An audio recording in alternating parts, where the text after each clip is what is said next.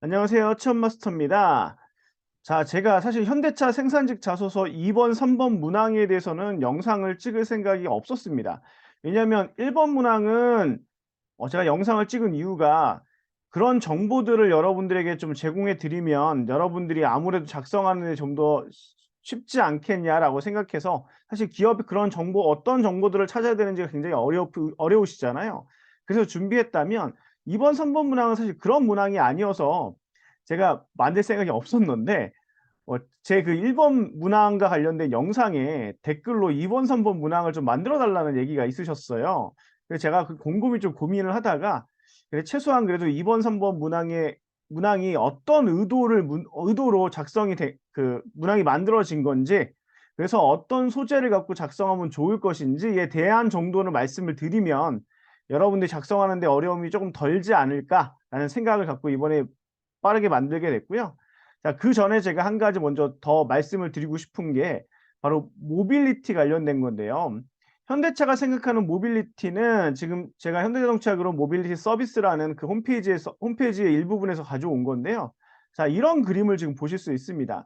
이걸 보시면 자, 미래 모빌리티의 꿈을 담다 현대모비스 엠비전 TO와 HI가 있고요. 그다음에 모두의 안전을 위한 모빌리티 기술 현대모비스 엠브레인이 있어요. 뇌파 기반 헬스케어 신기술이래요. 그다음에 뭐 PVV도 있고요.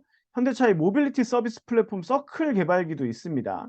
자, 그래서 현대차가 생각하는 모빌리티는 단순한 이동 수단을 넘어서 그런 거 모든 걸 연결하고 하는 서비스 플랫폼까지 다 생각을 하고 있는 거거든요. 그래서 홈페이지에 좀 더 상세한 내용을 보면 미래로 그리고 있는 게 바로 디지털 플랫폼 기반과 연결된 맞춤형 이동 수단, 끊김없는 스마트한 이동 경험을 얘기하고 있고요. 이와 관련해서 자, 현대차 자동차 그룹은 개별의 모빌리티 서비스를 발굴하는 데서 그치지 않고 이를 연결해 이동의 여정을 선사하고자 한다. 지금까지 뭐 대중교통이면 대중교통으로, 승용차면 승용차로 차만 이동해 목적지까지 가는 게 일반적이었으나 앞으로는 여러 가지 다른 형태의 이동 수단을 효율적으로 조합하는 뭐 토털 솔루션을 제공받을 수 있대요. 그래서 예약 호출한 카 헤일링 서비스나 수요 응답형 모빌리티를 이용해 중장거리를 이동하고 남은 거리는 전동 스쿠터나 전기 자전거 등의 라스트 마일 모빌리티를 이용하는 시기라고 얘기하고요. 각각의 모빌리티는 한승 거점 또는 전용 플랫폼을 통해 이용 가능하며 도로와 도로는 물론 사회 인프라와도 연결되어 신속하게 맞춤형 이동 경로를 제공받을 수 있게 된답니다. 그래서 현대차 자동차 그룹이 희망하는 건 스마트 모빌리티 서비스를 통해 모든 이동 수단이 하나로 촘촘히 연결되는 시대를 여는 게 본인들의 이렇게 미래이자 비전인 거거든요.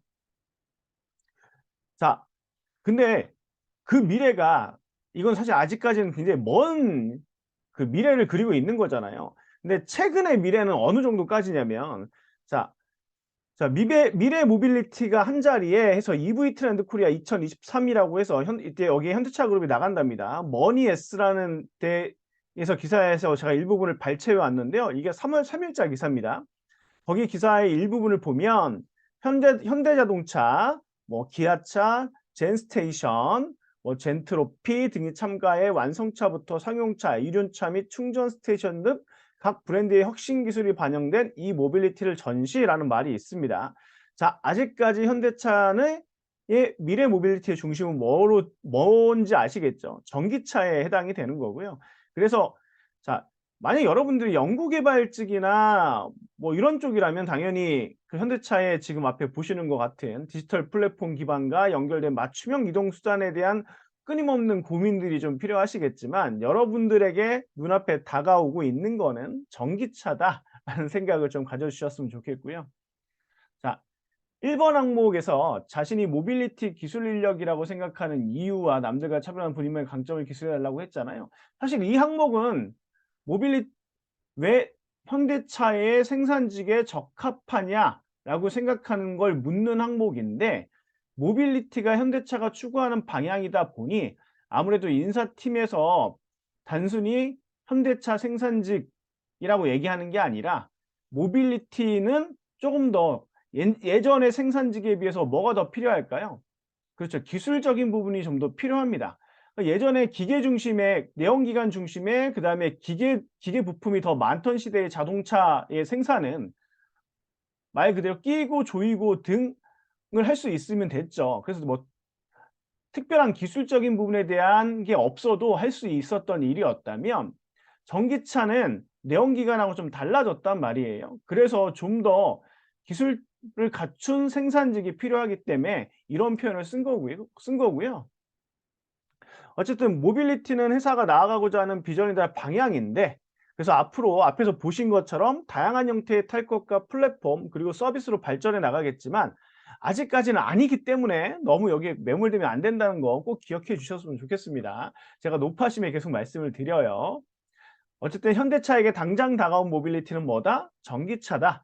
그래서 제가 앞에 1번 항목 관련된 영상에서 전기차 공장, 지금 전용 공장 울산에 짓고 있는 것도 얘기해 드렸고, 아산 공장에도 아이오닉 생산 관련된 게 들어갔다라는 걸 말씀을 드렸었습니다. 자, 2번을 보도록 할게요. 자, 2번은 협업을 통해서 문제를 해결해 본 경험과 그 과정에서 느꼈던 본인 성격의 단점, 이를 극복하기 위한 노력을 말씀해 달라는 거잖아요. 자, 이 문항의 질문의 의도는 이겁니다.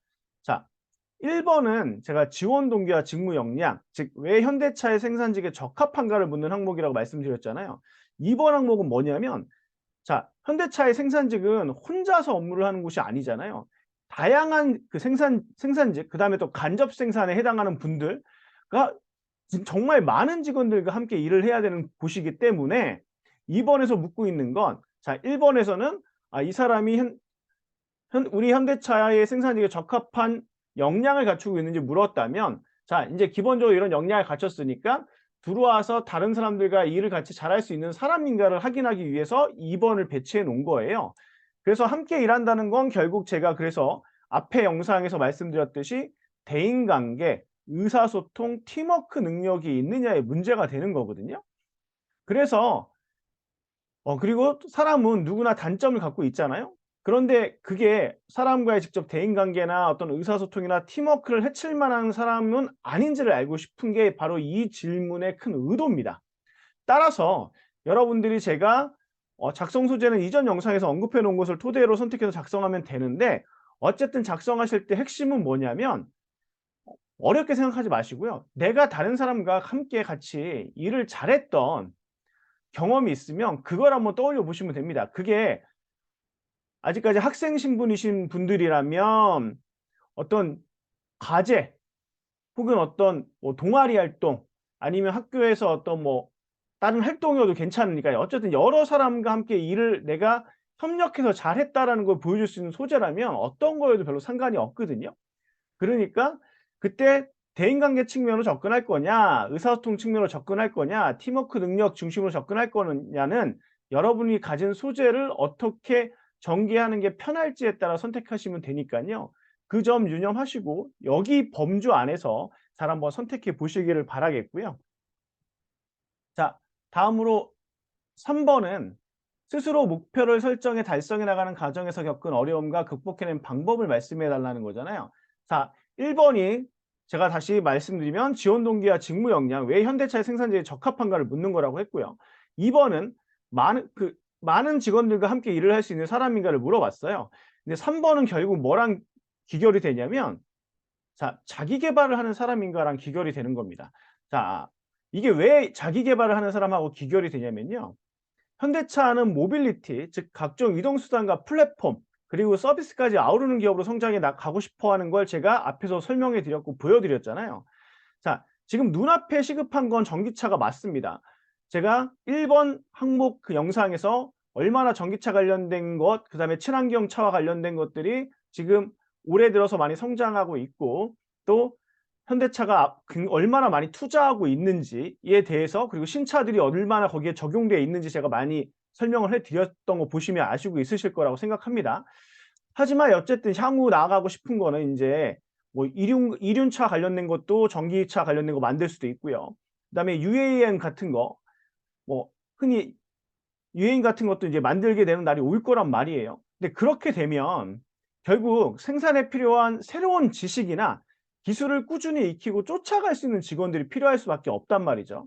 왜냐하면 계속 새로운 것들이 도입이 된다라는 건 거기에 따른 지식과 기술을 어 계속 업데이트해 나가면서 혹은 계속 개발해 나가면서 적응할 수 있어야 되잖아요. 그러니까 그런 직원들이 필요하기 때문에 결국 그걸 할 수 있는 사람인가를 묻고 싶은 게 이 항목의 의도입니다.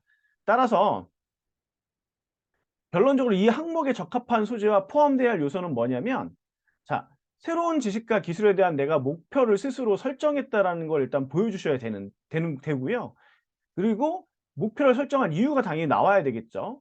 그리고 그 과정에서 겪은 어려움, 그다음에 극복해낸 방법, 그다음에 결과 혹은 성과, 이 5가지 요소가 포함되게 작성하면 되는데요.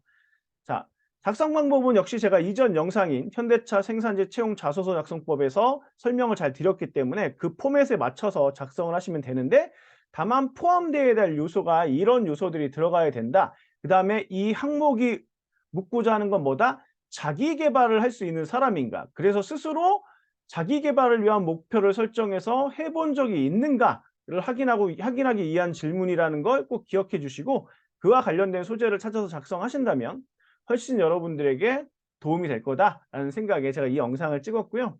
자, 이 영상이 역시 이번 현대차 생산직 합격을 희망하는 많은 분들에게 정말 도움이 되었기를 바라고요. 제 영상 다른 건 제가 뭐 여러분들에게 바라는 게 없습니다. 뭐 이걸로 제가 돈을 떼돈을 벌고자 뭐 이런 것도 없고요. 다만 여러분들이 구독, 좋아요 많이 눌러 주셔서 제 좀 채널이 많이 커질 수 있으면 저 그걸로 충분히 만족하고요. 댓글도 좀 많이 달아 주시면 감사할 것 같습니다. 자, 여기서 영상을 마치도록 하겠습니다. 감사합니다.